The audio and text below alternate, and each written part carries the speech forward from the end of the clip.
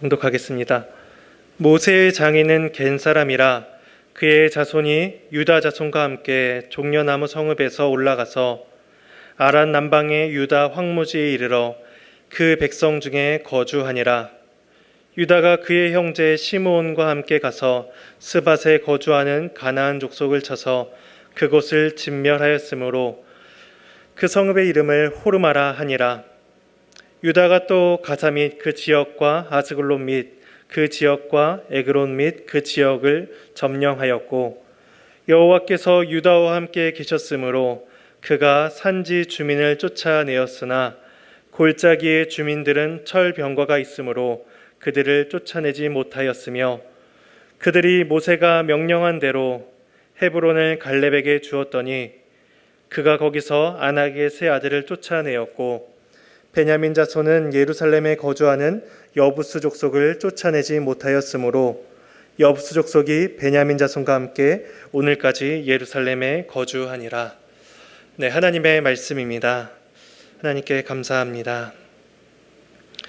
네, 우리는 지난 주일까지 여호수아서 강해를 마치고 오늘부터 사사기 강해를 시작합니다.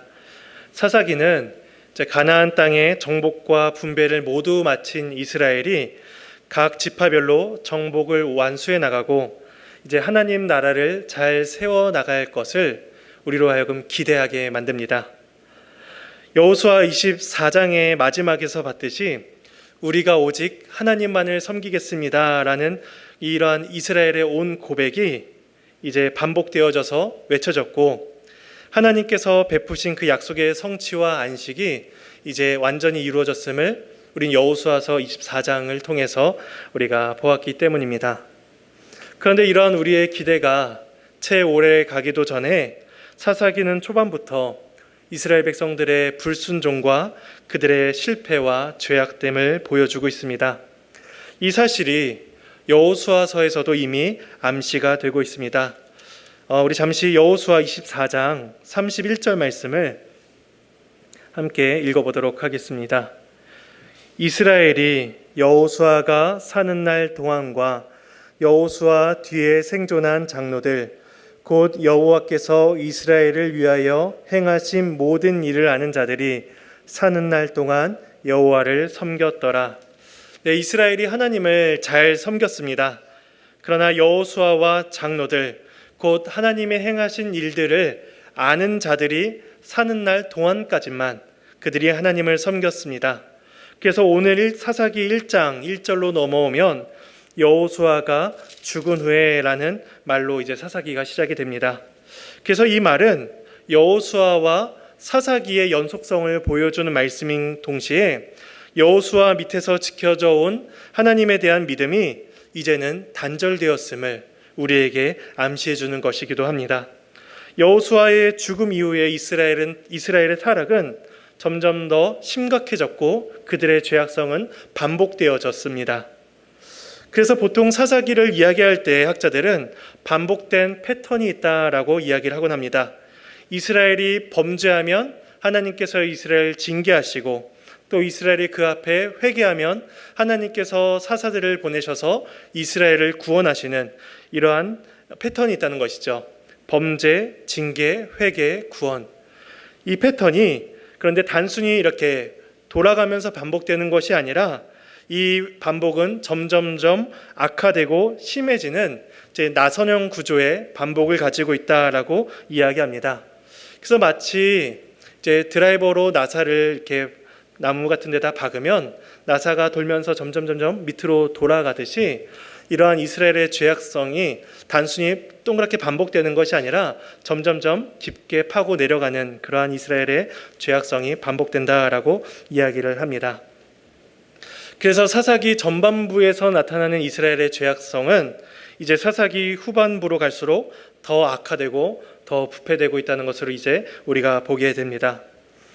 우리 어렸을 적 교회에서 들었던 사사기의 내용들은 에훗이나 기드온, 삼손과 같은 이러한 사사들의 승리와 구원에 대한 위대한 사사들의 모습을 우리가 많이 듣곤 했습니다.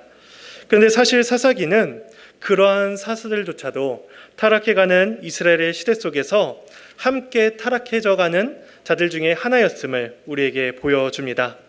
그래서 마지막 사사인 삼손의 모습을 보더라도 그 삼손의 모습은 사사의 모습이라기보다는 그저 블레셋 여인에게 빠져서 정욕적인 모습으로 살아갔던 한 사람의 모습을 보여주는 것 같습니다. 그러한 모습을 볼 때 사사시대의 그 사사들조차도 그들에게 나타나는 죄악성을 우리에게 암시해 줍니다. 그래서 이 사사기는 위대한 사사들의 이야기가 아니라 죄의 내리막길을 향해서 달려나가는 이스라엘과 그럼에도 불구하고 그들을 용서하시고 그들을 구원하기를 원하시는 하나님의 은혜와 사랑을 보여주는 책이다라고 말할 수가 있을 것입니다. 그렇다면 여호수아서의 마지막에서 오직 하나님만을 섬기겠습니다라고 이야기했던 그들의 고백이, 그들의 이스라엘이 왜 이렇게 불순종하고 그렇게 죄를 지었을까요? 어떤 분들은 이야기하기를 여호수아의 뒤를 이을 지도자를 세우지 않았기 때문이다라고 이야기하는 분들도 있습니다. 모세가 죽기 전에 여호수아를 세워서 이스라엘을 이끌었던 것처럼 여호수아도 자신의 뒤를 이을 지도자를 세웠다면 이스라엘이 그렇게 부패하지 않았을 것이다 라고 이야기하는 것이죠. 과연 그러한가라는 것입니다. 우리는 여호수아가 자신의 뒤를 이을 리더를 세우지 않은 이유를 우리는 두 가지 면에서 생각을 해볼 수가 있습니다. 하나는 군사적인 면에서 지도자를 세우지 않았다라는 것입니다. 애굽에서 가나안 땅에 정착하기까지는 온 이스라엘이 함께 이동하며 함께 싸워야 하는 모습이었습니다. 그래서 한 명의 지도자 아래에서 힘을 모으고 한 명의 지도자 아래에서 의견을 모아 전쟁을 해야 됐습니다. 그래서 가나안 땅을 정복하고 분배받는 때까지는 한 명의 지도자 아래에서 진행이 된 것이죠. 그러나 이제 모든 지파들이 각 기업을 다 이제 분배받았고 이제 각 지파가 각 기업 안에서 자신의 기업 안에 있는 가나안 족속들을 이제 정복해 나가야 되는 그러한 역할만 남았기 때문에 이제는 한 명의 지도자보다는 각 지파별로 정복 전략과 형편을 따라 이제 정착을 마무리 지어야 됐던 것입니다. 그러나 이제는 여호수아 같은 한 명의 지도자가 아니라 각 지파별로의 역할이 중요해진 것입니다. 두 번째 이유는 종교적인 면에서 생각을 해볼 수가 있습니다. 하나님께서는 이제 출애굽한 이스라엘에게 회막이라는 하나님의 임재의 장소를 허락하셨고 또 제사장을 통하여서 이스라엘이 하나님 앞에 나아가도록 하셨습니다. 이것이 이스라엘이 가진 독특성입니다. 그래서 가나안 땅에 들어온 이스라엘은 이제 각 지파가 실로에 있는 하나님의 성막으로 나아가서 하나님을 예배하고 이스라엘의 왕이신 하나님의 지배를 받는 일이 필요했던 것입니다. 그래서 한 지도자의 지배를 받는 것이 아니라 모든 지파가 하나님 앞에 나가게 된 것이죠. 이러한 두 가지 이유로 여호수아가 자신의 뒤를 이을 지도자를 세우지 않았다라고 우리는 생각을 해볼 수가 있습니다. 그러니 지도자가 세워지지 않았다는 이유로 이스라엘의 불신앙을 우리가 합리화할 수가 없는 것입니다. 중요한 사실은 지도자에게 있는 것이 아닙니다. 하나님께서는 적절한 시기에 모세와 여호수아라는 지도자를 통해서 하나님의 언약을 성취해 나가시기는 하셨습니다. 그런데 꼭 지도자가 그들의 필수 조건은 아니었던 것입니다. 왜냐하면 사사기 1장 1절에서 여호수아가 죽은 후에라고 이렇게 시작을 하는데 우리가 앞서 봤던 여호수아 1장 1절에서도 이렇게 동일하게 말씀을 합니다. 여호와의 종 모세가 죽은 후에 결국은 모세도 죽고 여호수아도 죽는 것입니다.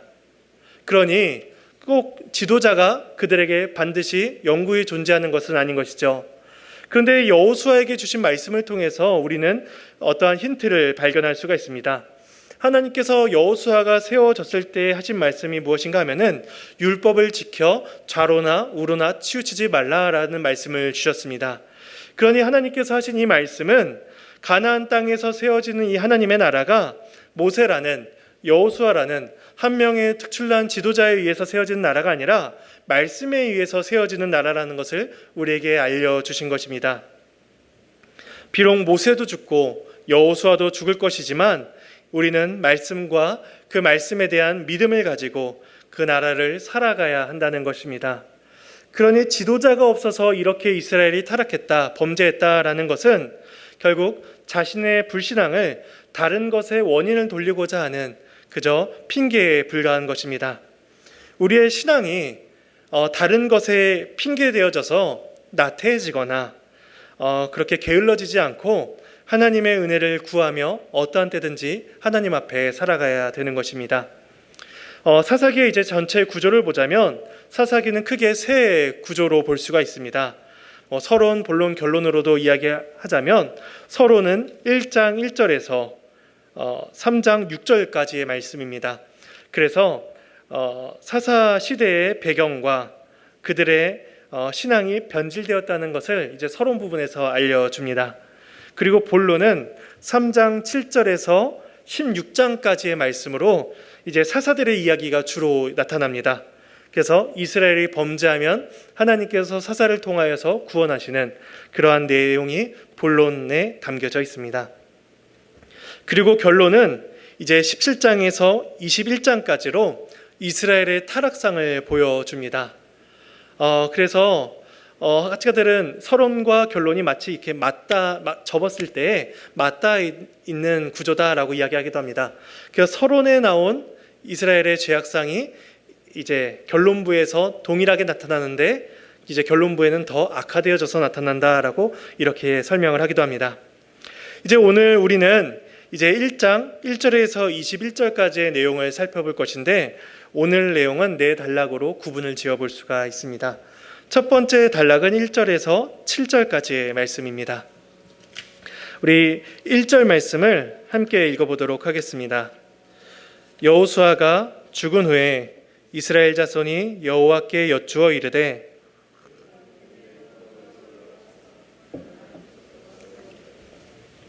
이제 이스라엘 족속이 이제 하나님께 묻습니다. 누가 먼저 올라가서 싸우리이까? 이때 하나님의 응답은 유다가 먼저 올라가라는 것입니다. 이 유다는 이전에 야곱의 예언에서도 나타났듯이 그 유다 지파에게서 통치자의 규가 나타날 것이다 라고 예언이 되어졌습니다. 그리고 실제로 유다 지파는 많은 인구와 많은 군사력을 가진 지파였습니다. 그래서 이스라엘이 행진할 때에도 늘 앞장섰습니다. 민수기 2장에 보면 하나님께서 회막을 이렇게 지으시고 그 회막의 동서남북에 각 지파가 세 지파씩, 동의 세 지파, 남의 세 지파 이렇게 각각 세 지파씩 자리를 잡도록 명하셨습니다. 그리고 그 회막이 이동할 때에는 동쪽 지파가 먼저 행진을 합니다. 그 동쪽 지파가 제일 앞장서는 것이죠. 근데 그 동쪽 지파의 가장 중심에 선 지파가 누군가 하면은 바로 유다 지파였습니다. 그래서 그 중심에는 늘 유다 지파가 존재한 것입니다. 근데 물론 하나님께서 유다 지파가 먼저 올라가라라고 명하신 이 말씀은 단순히 군대 수가 많아서 전쟁을 잘 감당할 것이다라고 생각을 하셨기 때문이 아니라 하나님께서 유다 지파를 통해서 주신 예언과 그들에게서 나타날 통치자의 모습을 나타내 보이시기 위함이었습니다. 그래서 이제 유다 지파가 올라가서 전쟁을 하면 됐습니다. 3절 말씀입니다. 또 함께 읽어보겠습니다. 유다가 그의 형제 시므온에게 이르되 내가 제비 뽑아 얻은 땅에 나와 함께 올라가서 가나안 족속과 싸우자. 그리하면 나도 내가 제비 뽑아 얻은 땅에 함께 가리라 하니 이에 시므온이 그와 함께 가니라. 유다가 그의 형제 시므온에게 함께 올라가자고 이제 제안을 합니다. 근데 이 유다와 시므온은 야곱이 레아에게서 낳은 아들들입니다. 그러니까 같은 동복 형제인 것이죠. 그리고 또 분배받은 땅을 보자면 유다 지파가 남쪽에 자리를 잡고 있으면 그 유다 지파 안에 시므온 지파가 들어가 있습니다. 그래서 일부 학자들은 유다 지파가 이렇게 연약한 시므온을 챙기고 또 함께 동역하는 이러한 모습이 좋은 모습이었다라고 이야기를 하기도 합니다. 그런데 1절을 다시 보면 1절 말미에 이렇게 말씀을 합니다. 우리 가운데 누가 먼저 올라가서 가나안 족속과 싸우리까? 라고 이렇게 묻는 장면이 나옵니다. 이때 우리 가운데라는 이 말은 우리를 위하여라는 말로도 이게 해석을 할 수가 있습니다. 그래서 해석을 하면 우리를 위하여 누가 먼저 올라가서 싸우리까라고 이렇게 말을 할 수가 있는 것이죠. 그래서 이스라엘의 이 강구는 이스라엘 지파를 위해서 먼저 싸울 지파, 통치자의 모습을 보여줄 지파를 강구하는 모습이었던 것입니다. 그런데 3절의 유다가 어떻게 행동을 하죠? 혼자 올라가지 않습니다. 자신의 동복 형제 시몬을 챙기죠. 그리고 시몬에게 제안하기를 나를 도와주면 나도 너를 도와주겠다라고 이야기를 합니다. 그러니 이스라엘을 위한 싸움이 아니라 마치 유다와 시몬 두 지파를 위한 싸움으로 비춰지기도 합니다. 그래서 이 유다 지파의 모습은 하나님께 순종은 하고 있긴 하지만 마치 온전한 순종이 아니라 반쪽짜리 순종을 보이고 있는 것입니다. 그래서 그렇게 시몬과 함께 나아가서 전투를 하고 땅을 정복해 나갑니다. 하나님은 이 사사기 1장을 보면 하나님께서는 이 유다 지파의 반쪽짜리 순종도 받으십니다. 그래서 그들을 싸우게 하시고 그들이 정복 전쟁에 충분히 잘 헤쳐나가게 하십니다. 이제 이어지는 4절 5절에 이 유다 지파가 싸우는 대상이 나옵니다. 가나안 족속, 브리스 족속을 이기는데 특별히 베색이라는 곳에서 10,000명을 죽입니다. 그리고 그곳에서 아도니 베색이라는 자를 싸워서 포로로 잡아오게 됩니다. 6절 말씀입니다. 아도니 베색이 도망하는지라 그를 쫓아가서 잡아 그의 엄지손가락과 엄지발가락을 자르니 라고 말씀합니다. 이 아도니 베색이라는 것은 베색의 아도니라는 말입니다. 그러니까 베색의 주인이라는 뜻이죠. 그래서 사람 이름이 아니라 마치 우리가 바로왕이라는 지칭을 사용하는 것처럼 아도니 베색이라고 표현을 합니다. 이 유다 지파가 이 도망가는 이 베색 아도니 베색을 잡아서 그의 엄지 발가락과 엄지 손가락을 이제 다 자릅니다. 그래서 무기를 못 들게 하고 거동을 불편하게 하는 것이죠. 그래서 다시는 전쟁을 하지 못하게 그들을 이렇게 해칩니다. 그런데 아도니 베색이 하는 말을 7절에 나타납니다. 우리가 7절 말씀을 함께 읽어보겠습니다. 아도니 베색이 이르되 옛적에 70명의 왕들이 그들의 엄지손가락과 엄지발가락이 잘리고 내 상 아래에서 먹을 것을 줍더니 하나님이 내가 행한 대로 무리가 그를 끌고 예루살렘에 이르렀더니 그가 거기서 죽었더라. 과거의 옛적의 이야기를 합니다. 옛적에 70명의 왕들이 그들의 엄지손가락과 발가락이 잘리고 내 상 아래서 먹을 것을 줍더니 라고 이야기합니다. 그러니까 이 말을 보건대 그가 얼마나 야만적이고 얼마나 비인격적으로 다른 나라들을 정복하고 그들을 다스렸는지를 우리가 볼 수가 있습니다. 근데 이 아도니 베색의 고백이 무엇인가 하면은 이제 하나님이 내가 행한 대로 갚으셨다라는 것입니다. 그러니까 그의 말 속에 가나안 족속이 얼마나 악하게 살아왔는지를 우리가 보게 되는 것이죠. 그러니까 힘의 논리로 다른 나라들을 정복하고 자신의 자리를 위협할 만한 자들을 다 잔인하게 대처했습니다. 그러니까 하나님께서 가나안 땅을 진멸하라라고 말씀하신 것에는 이러한 이유가 있었기 때문입니다. 그들이 가나안 땅에서 자기 자신이 스스로 왕이 되어 온갖 악행을 행하며 그들이 하나님의 공의의 심판을 점점 쌓아가고 있던 것이죠. 그래서 하나님이 내게 행한 대로 갚으셨다라는 이 아도니 베색의 말은 결국 그 가나안 왕의 포악한 왕의 입술을 통하여서 하나님의 공의가 실현되고 있다는 것을 우리에게 보여주고 있는 것입니다. 자신의 정욕을 쫓아 살아간 자들에게 하나님의 심판이 임할 것입니다. 그런데 우리는 아도니 베색에게 행한 이스라엘의 태도를 잠시 생각을 해봐야 될 것입니다. 아도니 베색에게 하나님의 공의의 심판이 이루어지긴 이루어졌습니다. 그런데 왜 이스라엘이 그들의 엄지손과 그의 엄지발가락을 잘랐는가 하는 것입니다. 학자들은 이러한 모습이 고대 근동의 전쟁에서 나타나는 자연스러운 관습이었다라고 설명을 합니다. 근데 우리가 여기서 의문을 가질 것은 그것이 과연 이스라엘에게도 자연스러운 관습이었냐라는 것입니다. 하나님께서 이스라엘에게 명하신 것은 가나안 땅의 모든 족속을 진멸하라는 것입니다.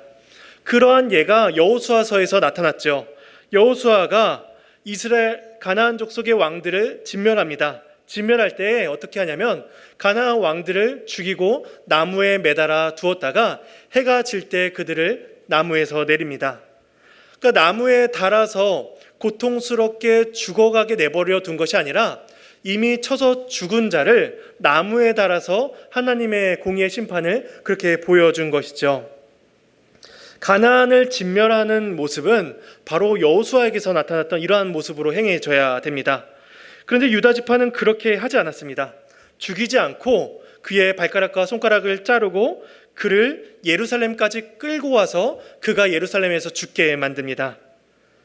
이것은 이미 유다 지파 안에 고대 근동의 자연스러운 관습이 그들에게 이미 들어왔다는 것입니다. 그러한 행동이 그들의 이스라엘의 그런 행동이 남아있는 가나안 족속들에게 위협과 두려움을 주겠다라는 그러한 생각으로 그들이 했을지는 모르겠지만 그것은 하나님께서 명령하신 방법이 아니었던 것입니다. 우리의 삶 속에도 종종 좋은 방법이고 종종 효과적이다라고 생각되는 일들이 많이 있습니다.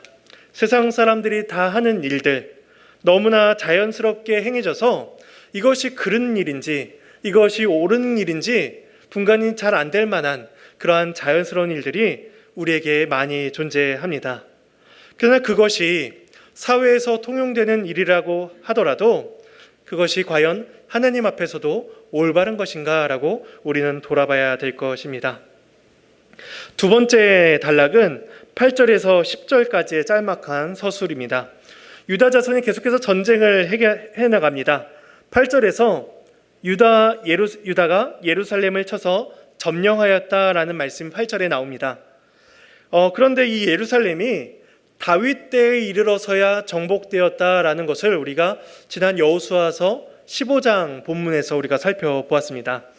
그래서 오늘 사사기 본문에서 말하는 예루살렘을 쳐서 점령했다라는 말은 완전한 정복이 아니라 예루살렘을 공격하고 그 예루살렘에 일정한 피해를 주었다라는 것으로 우리가 봐야 될 것입니다. 이어지는 10절 말씀은 우리가 설교 마지막 부분에서 따로 살펴보도록 하겠습니다. 세 번째 단락입니다. 세 번째 단락은 11절에서 15절까지의 말씀입니다. 이 단락은 갈렙이 이제 드빌이라는 곳을 점령하는 자에게 자신의 딸 악사를 주겠다라고 이제 약속을 합니다. 그러자 갈렙의 조카인 온니엘이 이제 그곳을 점령하고 갈렙의 딸을 아내로 맞이하는 장면입니다.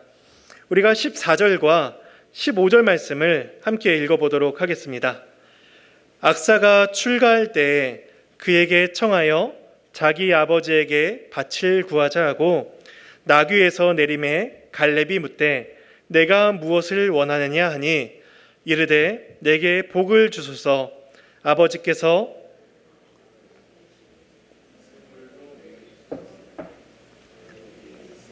아랫셈을 그에게 주었더라. 악사가 결혼할 때 자신의 아버지 갈렙에게 밭을 구하자라고 이야기했는데 15절에는 이제 아버지에게 샘물도 요청을 합니다.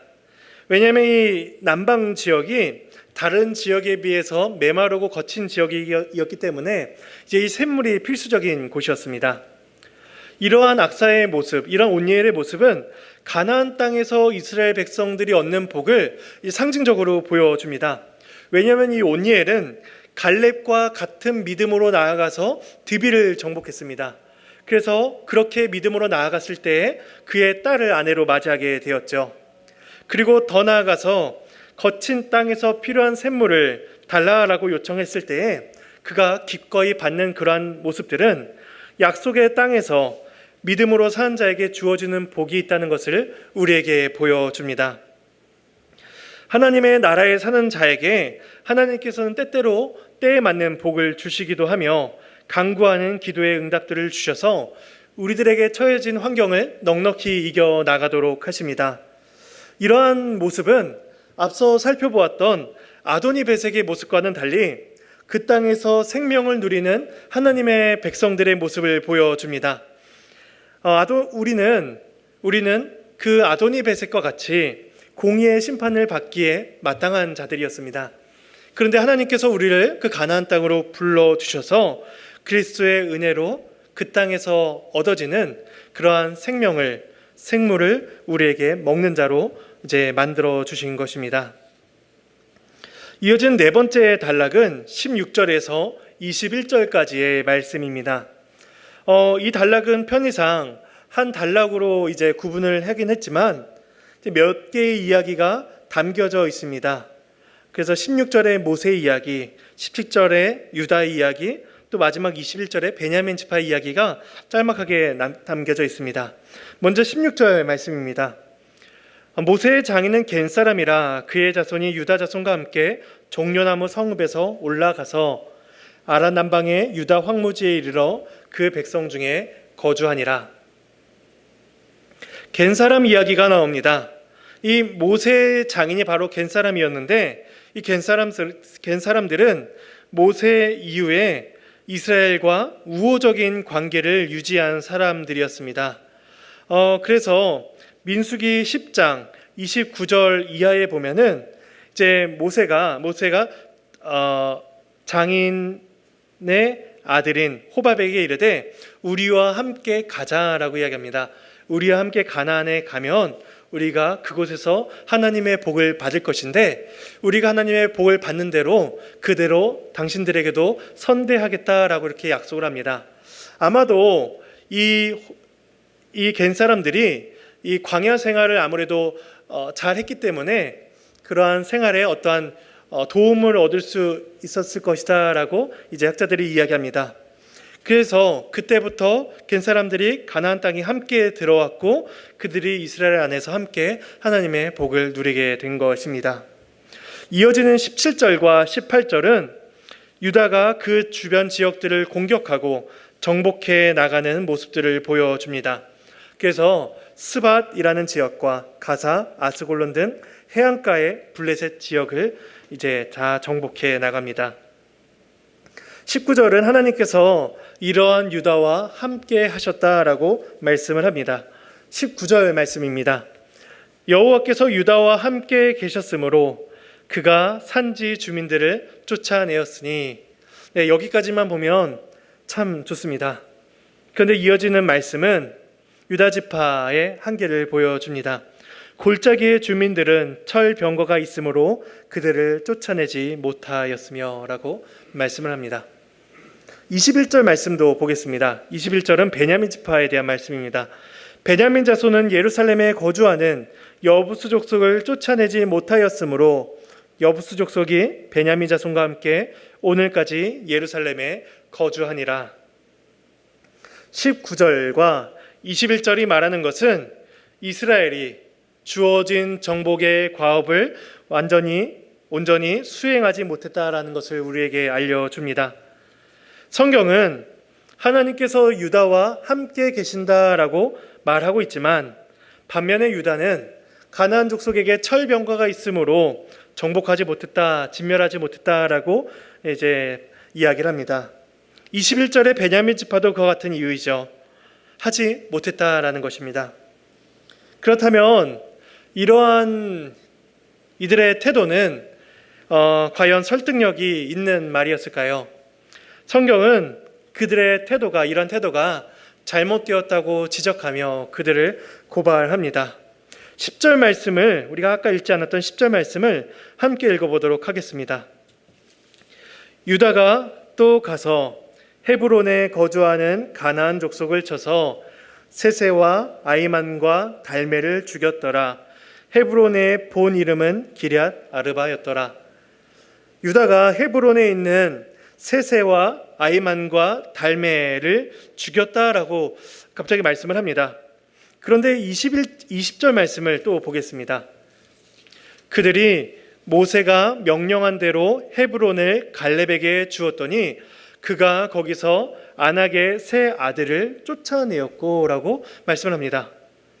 20절에서는 갈렙이 안악의 세 아들들을 쫓아내었다고 이야기하죠. 그러니까 20절에서 말씀하는 갈렙이 쫓아낸 세 아들은 우리가 방금 전에 읽었던 10절에 세세와 아이만과 달메를 가리키는 말입니다. 그러니까 10절과 20절은 동일한 갈렙의 이야기를 하고 있다는 것입니다. 그리고 우리가 아까 봤던 세 번째 단락, 그러니까 11절에서 15절까지도 갈렙의 이야기라고 말씀을 드렸습니다. 그러니까 이것을 종합해 보면 10절부터 15절까지 그리고 20절 말씀은 갈렙의 이야기를 우리들에게 알려주고 있는 것입니다. 갈렙의 이러한 이야기가 어디에서 기록되었는가 하면은 여호수아 15장 13절에서 19절까지 기록이 되어 있습니다.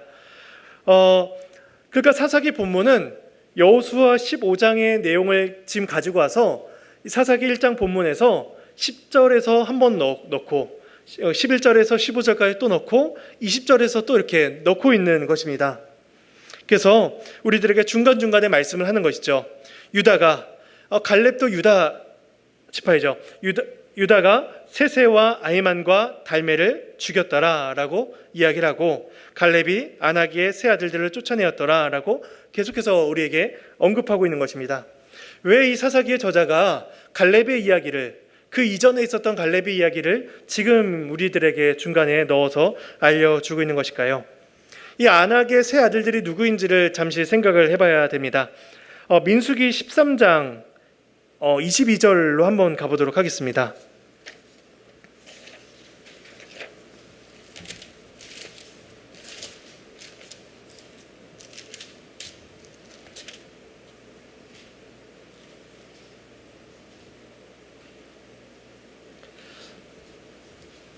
네, 민수기 13장 22절입니다. 216페이지.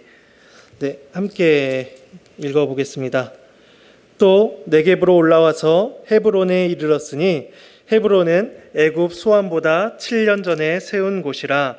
그곳에 아낙 자손 아히만과 세세와 달메가 있었더라라고 이 세 사람 이야기를 여기서 가르쳐 줍니다. 22절에 보면 우리가 잘 아는 거기서 포도송이가 달린 가지를 베어 둘이 막대기에 꿰어 매고 또 석류와 무화과를 따니라.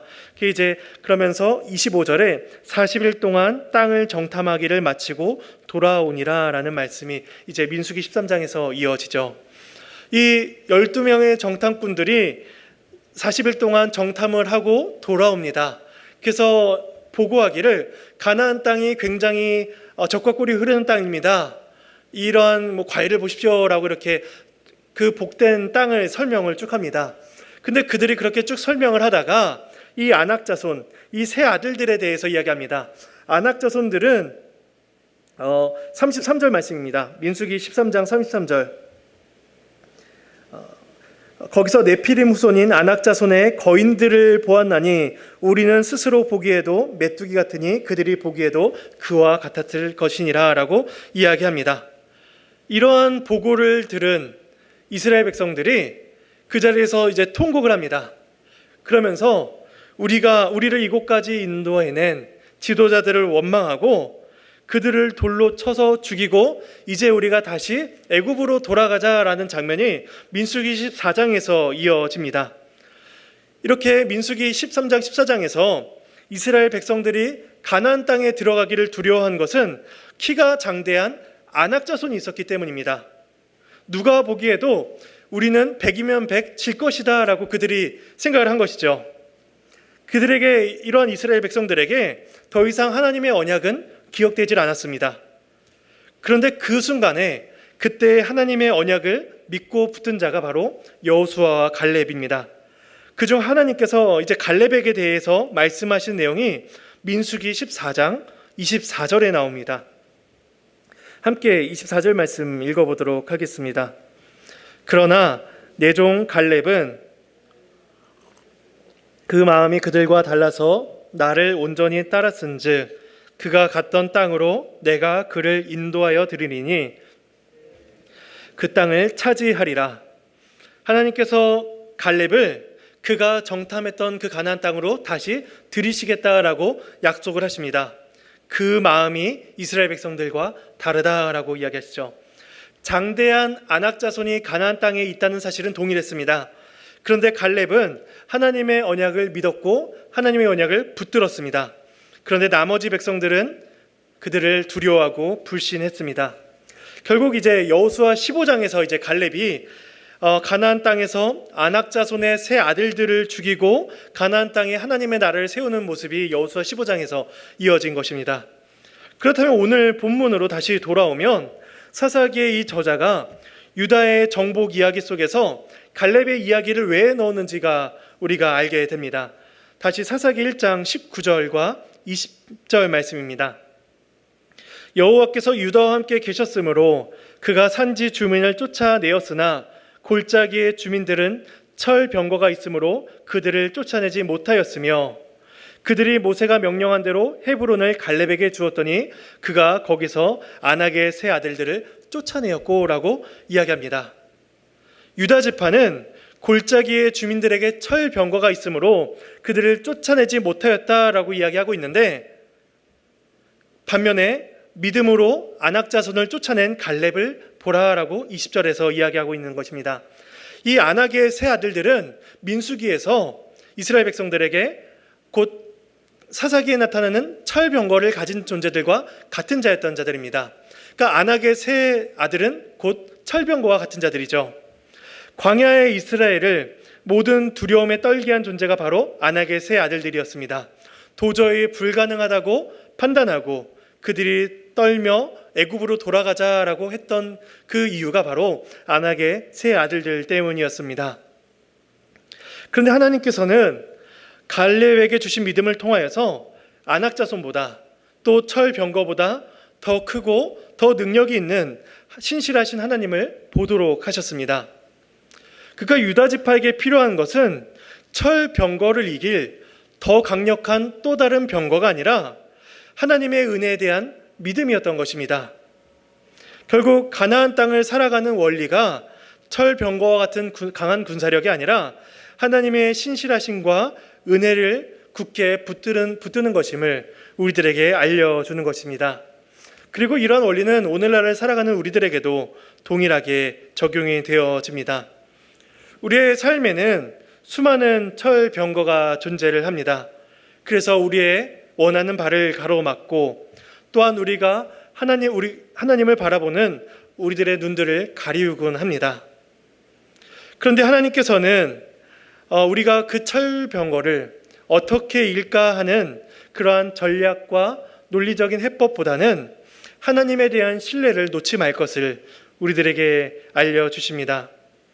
하나님에 대한 신뢰를 붙드는 것은 결국 우리들의 공로를 하나님께 보여드려서 우리가 이만한 믿음이 있으니 우리에게 그 땅을 주소서라는 것이 아니라 그러한 믿음을 통하여서 우리가 하나님의 은혜가 없이는 결코 그 나라를 살아갈 수 없다라는 것을 고백하는 그러한 우리들의 연약과 하나님의 신실하심을 고대하는 그러한 고백에 불과한 것입니다. 우리가 이처럼 하나님을 신뢰하고 하나님을 바라며 나아갈 때에 하나님께서는 우리에게 생명의 샘물을 허락하실 것입니다. 그 땅에서 믿음으로 살아갔던 온니엘에게 주셨던 그 생명의 샘물을 그들에게 주셨던 것처럼 우리들에게도 주셔서 우리들에게 하나님 나라의 기쁨과 감사를 또한 영광과 찬송을 우리들에게 부어 주실 것입니다. 이러한 복이 하나님의 나라를 살아가는 저와 여러분에게 가득하시기를 소망합니다.